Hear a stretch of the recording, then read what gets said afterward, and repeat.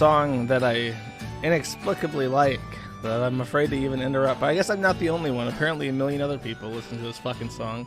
Hopefully, if we're lucky, the Asians who are not Japanese will save us from Hollywood and start making their own shows.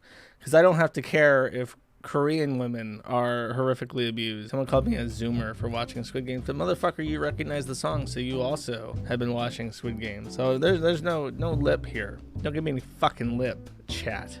Since my site is up, and since Lotax is no longer the owner of Something Awful, I can do a victory lap around him, right? He has been caught doing photo shoots of a transgender person, dick girl prostitute from St. Louis, Missouri, and invited this person over to his house, which is owned by his mother, and which is where he has his children come over when they come over to visit.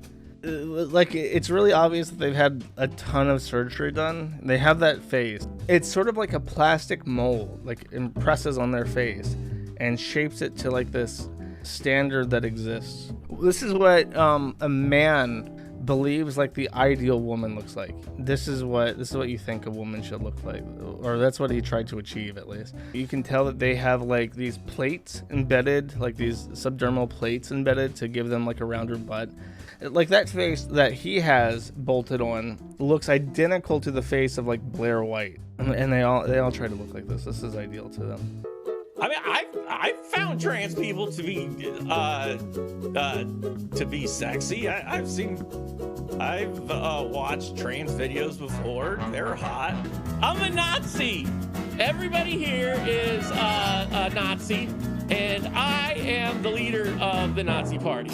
I just wanted to stream some video games, but instead I became Hitler. An experience we can all relate to. Oh, and speaking of like old standbys for the stream, but Virgo Rouge is getting evicted. Hi everyone, I'm being evicted. He's going to evict me.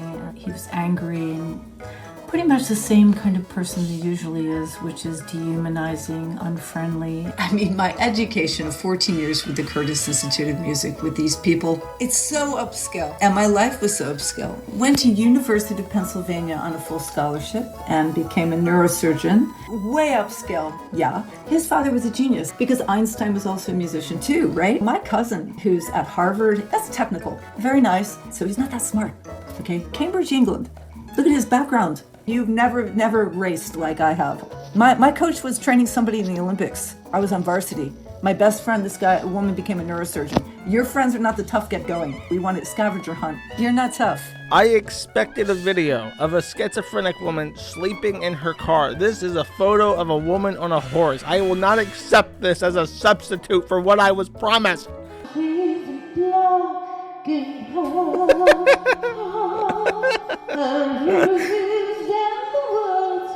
Torturing chat's the best part of being a streamer. The minimize button on YouTube looks like the Iron Cross. I just can't unsee it. I'm glad you're getting evicted, Virgo, you stuck-up cunt. Now, if you're listening in 2028, Mark Zuckerberg has bought the west coast of the United States, and Google has bought the east coast, and they're currently launching McNukes at each other. Today, or this week, Facebook had a total outage. What the fuck happened? How does Facebook go down? When you have a IP address range, you have to broadcast it. And the way that this works is something called the Border Gateway Protocol, BGP. Basically a web of trust. It's a very strange system. The truth is that the fabric that makes up the internet is very flimsy. And like in 2008, there was a crisis where a data center in Afghanistan accidentally routed the entire internet. So instead of a /8, he routed a /0, and that brought down the entire internet for everyone. But you can still fuck up your own internet. So what happened is that Facebook, trying to update BGP, accidentally routed all of Facebook and all the IPs they own into a black hole. And that shut down everything, to the point where when they try to go inside their own office buildings, everyone's ID badges stopped working. And I'm sure, like, out of 6 hours, you have to remember this is billions of dollars that was lost in revenue. You could say a lot about why that is. You could blame it on diversity hires, but really it's just a proof that the evil people who run the world are really not all that smarter than you, and they fuck up all the same as you. And then the other thing to point out is that the internet is very fragile. South Korea is a feminazi dictatorship. I mean, they had a female president who was like in a literal cult, but we have that in the West too. I mean, I don't know. I assume that women in South Korea get super mega raped like they do all over fucking Asia. Though maybe, I don't know, maybe I could run for president of South Korea. I'm a moon. No, here's what I'll do. I'll run for president of North Korea because I'm a moon. And then I'll reunite the peninsula and we'll be a nuclear power. And then we'll be like Switzerland in Asia. So, Twitch. There is a file in the Twitch source code which contains every possible permutation of the N-word. And then there's words like sniggering, which are like banned.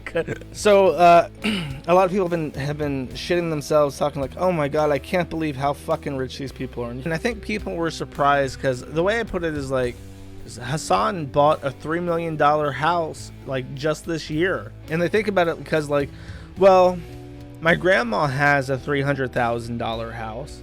That just means that Hassan is 10 times richer than my grandma. But in reality, Hassan is making $750,000 every month.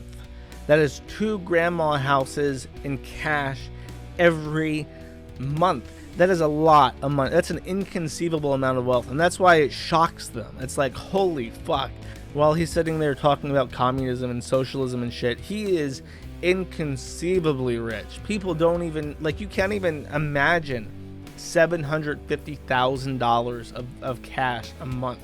But then you talk about like Facebook and shit. Facebook, like I said, makes $160 million in 2 hours.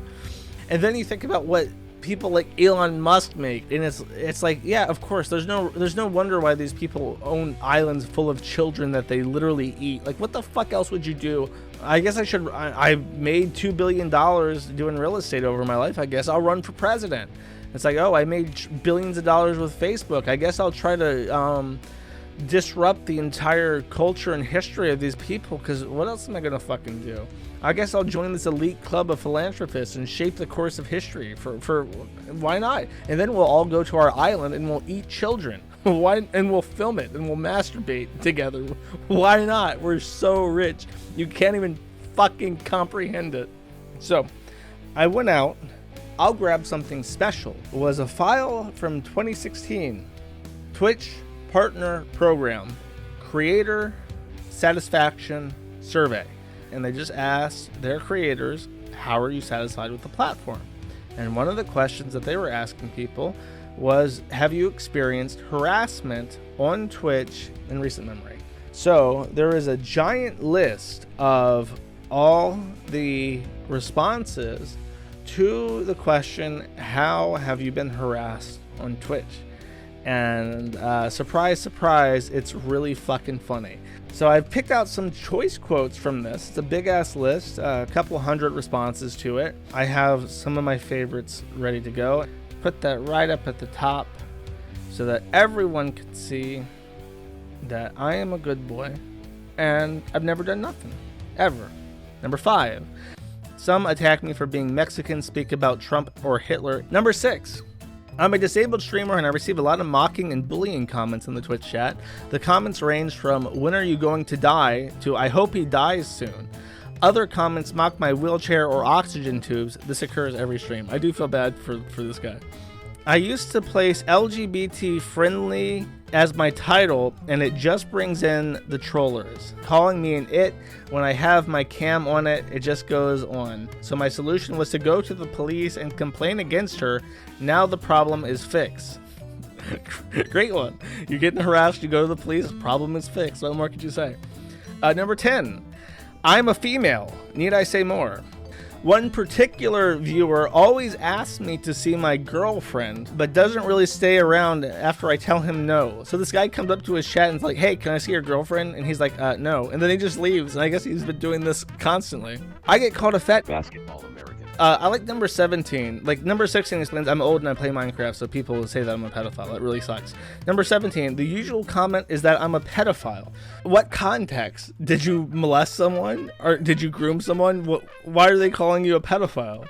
Number 20, I've constantly received harassment from a user named BritBongReturns.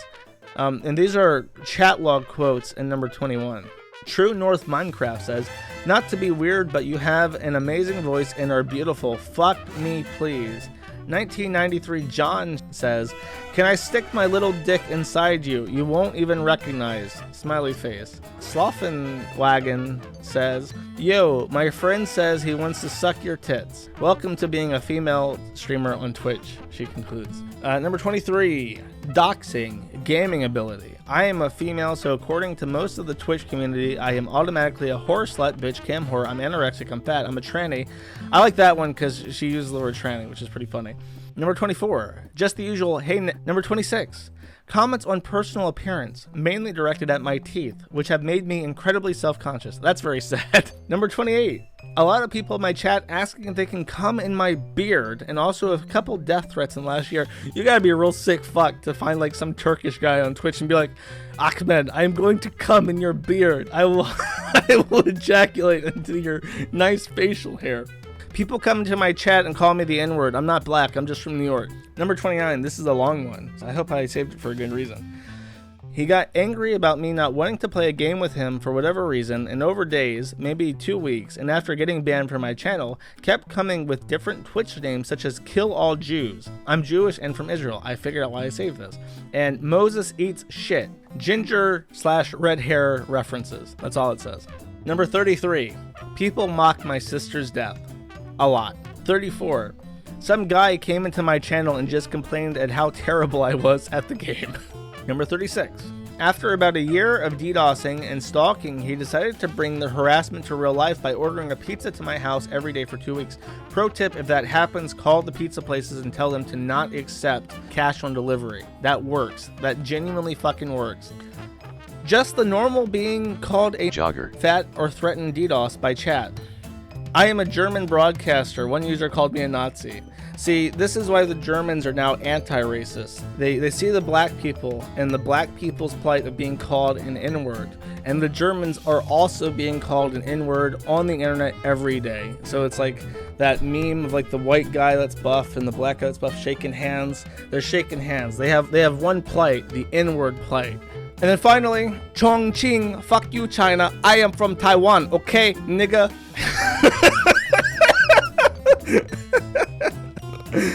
Just excellent. I need to watch the new Dave Chappelle skit. I think he's like becoming more and more anti-white. I'm actually pretty sure that when he quit the Chappelle show way back when, the rumor was that a white producer was laughing too hard at one of his jokes for the black audience. Though I'm pretty sure, I bet you we can look at who this producer was and determine his ethnicity is a little bit different than as it was reported in the rumors. He was never doing another gay joke again. And I guess that's because he was told by Hollywood, don't you do another gay joke if you want fucking money.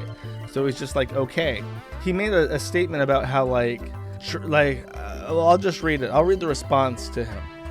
And another Netflix actor named Jacqueline Moore, not the birth name, Jacqueline Moore in brackets. They were a transgender actor for Dear White People, and then Dave Chappelle comes out and says something like, we shouldn't be seeing transgender women in sports as women.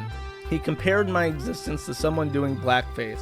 He talks about someone winning a Woman of the Year award despite never having a period. Those words have real-world consequences. Consequences that every trans woman I know has dealt with.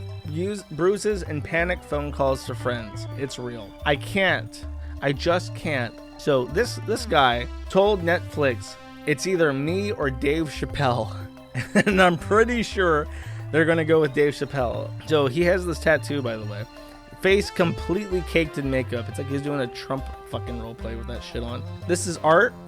Actually, this is what we call art. This is what we call the kind of thing that you would want permanently placed on your body for all your life. The remainder of your national life, you need this on your skin. So this is the person that wants to be upgraded for Dave Chappelle. Speaking about a blast from the past, Brianna Wu has returned for a vengeance. Mind Riot Entertainment will work with journalist, game developer, and computer programmer. They didn't say engineer. Brianna Wu is going to be pissed. As for an update, they're actually an engineer and computer programmer Brianna Wu for Gamergate, a series about her critics as a critic and target of the notorious 2014 online harassment campaign before QAnon, before COVID-19, conspiracy theories, and the January 6th insurrection. There was Gamergate.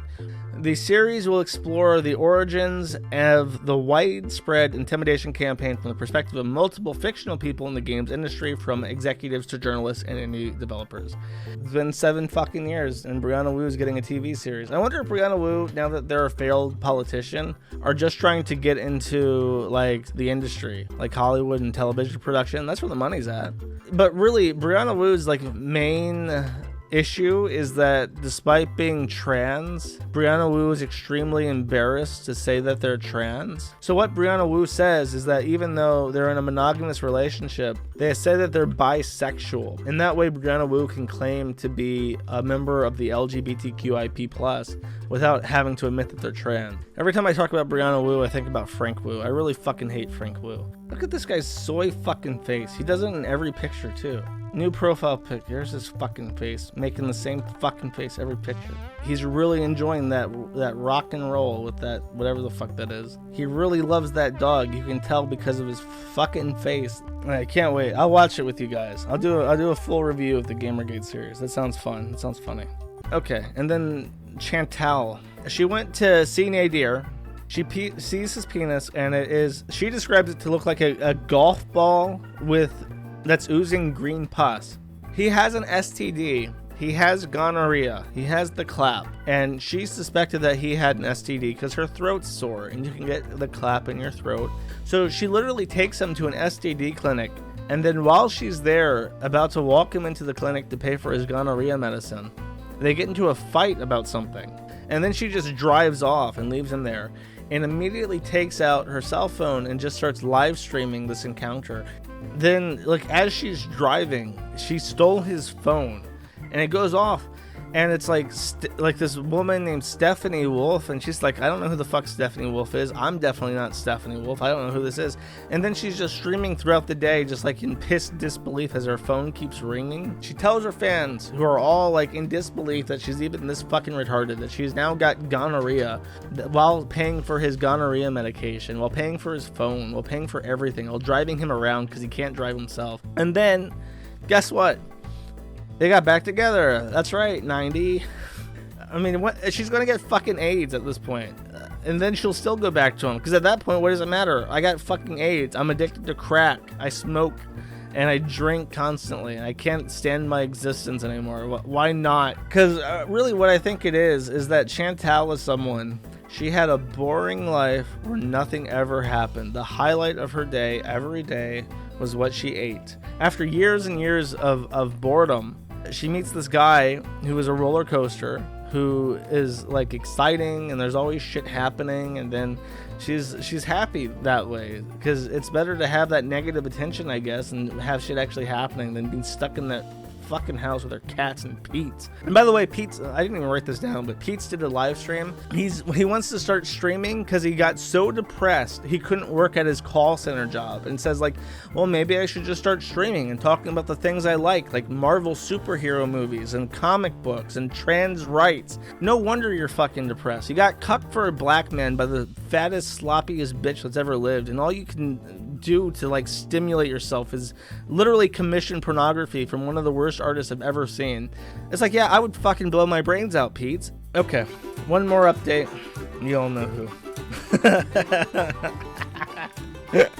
Ralph makes a significant amount of his income through something called Killstream.tv, which is a branded version of SecureServer.tv. Actually, not just Ethan Ralph's service, but the entire Secure Server was compromised by a hacker a couple weeks ago, and as far as I know, they never told anyone. And supposedly, it got hacked again. This week, they got hacked again. And the hacker discovered that Secure Server uses unsalted encryption. And this is a really big deal for 2 reasons. Number one, if you have the person's password, you can log in to that account. Well, guess what happened? The hacker got the passwords for everyone who had Killstream TV account, and they unsubscribed them from Ralph. So now, if those people want to subscribe to Ralph again, they have to remember to go back and manually subscribe again. And then on top of that, Gator, of course, is the one to contact people, not Secure Server, not Ethan Ralph. Gator is the one to contact people and tell them that their accounts were compromised. And this is a big deal because it's all the passwords were apparently decrypted, but any other account that uses that password is also vulnerable. So all this information gets dumped out there, and that's not good for his audience. Gator comes out, and instead of Ethan Ralph, instead of Secure Server, he writes this fucking email. Hey guys, it's me, Gator.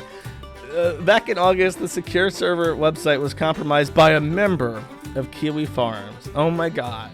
By a member of Kiwi Farms. Back at it again. The hacker known as Kiwi Farms.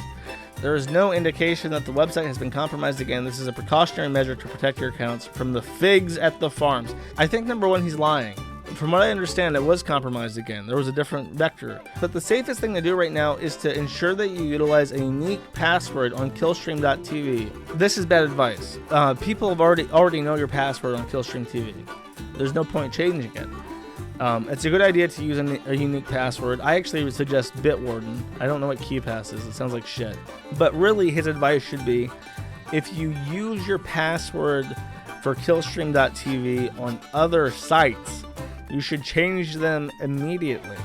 Just some friendly advice. Really, if you're not using a password manager, you absolutely positively must switch to a password manager that has two-factor authentication. Gator has no self-respect. It's like with Chantal. There's a good symmetry between Gator and Chantal. If Ethan Ralph stuck his dick in Gator's mouth and Gator got the clap from Ethan Ralph, he would sit there and think like, well, what am I going to do? Am I going to leave now? Am I going to leave Ralph and tell people that he face fucked me and gave me gonorrhea? It's already too late. I guess I'll just keep being Gator of the Killstream for the rest of my fucking life until my disease eats away at my brain and I die. One other thing. Ethan Ralph has acquired a hat. It says Joshua Connor Moon is a kid diddler, and he is now going to wear this hat in public. I am literally going to be living rent-free on this man's head. Hey, and I wore it earlier. Let me see if you can see it here. Oh, that's the wrong scene. Somebody sent me this hat. Joshua Connor Moon is a kid diddler. Let me go on a segue here. Ralph is going to Las Vegas. He just came from Vegas. He goes out to Springfield, Illinois, and while he's there, he's talking about the casinos he's going to hit up while he's there. And then he goes to see Nick Fuentes. Nick Fuentes does his speech in the rain, and then immediately after he's done, Ralph flees the scene. He gets away from all the IP2 streamers, he gets in his car, and he spends some time on his phone, probably looking up casinos. And then he goes to the casinos, and that's the end of the stream.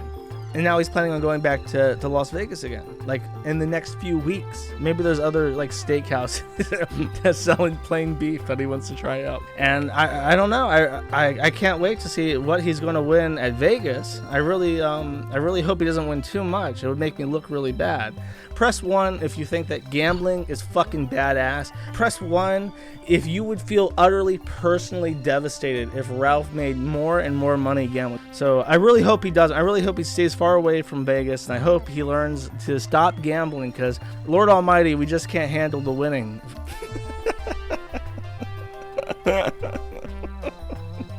This is the man who's taken home the big prize money at the Texas Hold'em tournament.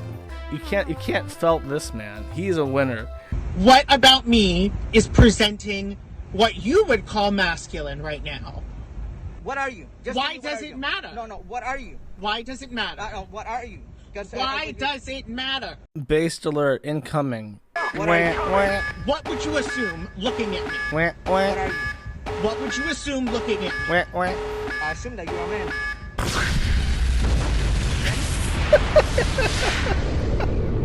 Okay? Thank you. Whatever.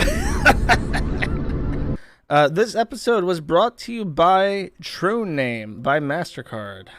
For transgender people, If only they had this, they wouldn't be misgendered. secure payment doesn't mean protecting yourself from someone buying sneakers with your card. This is about more than just keeping a card safe. It's about keeping us safe. True Name by MasterCard.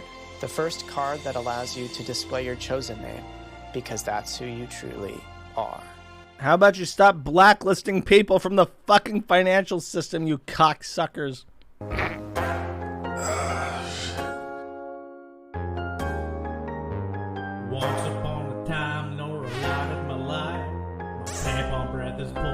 apart.